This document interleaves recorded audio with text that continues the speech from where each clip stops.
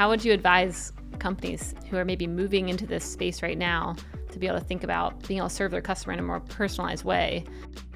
Yeah, that's exactly what we talk to a lot of the merchants from the Salesforce perspective about, which is payments is in service of what, right? And I think as we started our chat with today, typically for a merchant, it starts with, well, I want to make sure I'm getting all the conversion that I could possibly get. So do I have all of the payment methods that I need, especially if I operate multinationally, right?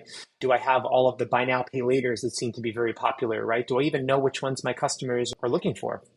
So I think that's the start. I think the second thing that merchants start to think about is, oh, well, now if I'm moving to a more seamless digital experience for accepting those payments, whether it be online or in a physical point of sale device, like at a restaurant or a retail location, well, now that I'm interacting with them that way, what information can I glean from that? And obviously those are things like, oh, Michael likes to pay with Afterpay most of the time. That's interesting. Perhaps we can offer him a higher value product along with the Afterpay as the preferred method the next time he comes to the site, because a high value product with a buy now, pay later experience may have a higher conversion. I can go test that out.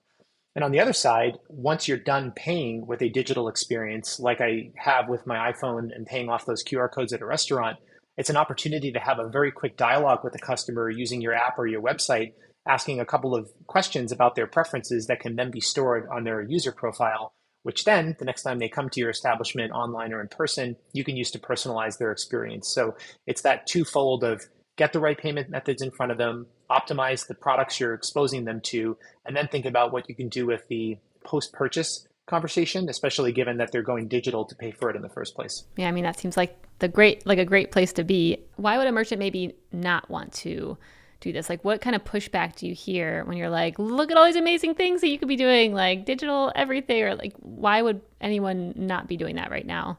I think it's a number of things depending on the type of business. To start, a lot of folks don't have payments expertise in-house. It's something that they've never had to, or maybe there's one or two people who know how their payments platform that they use works with their e-commerce offering or works with their point of sale system.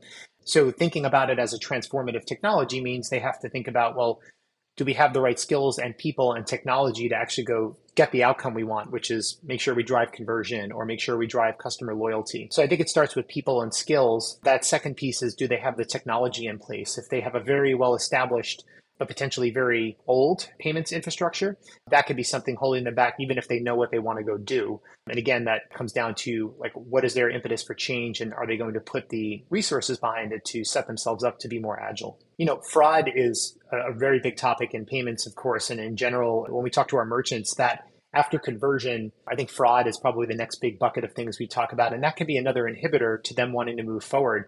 Fraud is really hard to protect against, right? And as you add more payment methods, you are inherently increasing your surface area, which means more people will potentially come to your site, which means more people will try to pay using these different payment methods. So what is your fraud profile going into that? How are you managing it? Are you thinking about it as a business process? Are you thinking about it as a back office process? And that whole conversation, I know with a lot of customers, can be almost overwhelming if they're not deeply thinking about it, which is something that traditionally you just haven't had to do. Hey, thanks for watching. This segment was made possible by our friends at Salesforce Commerce Cloud.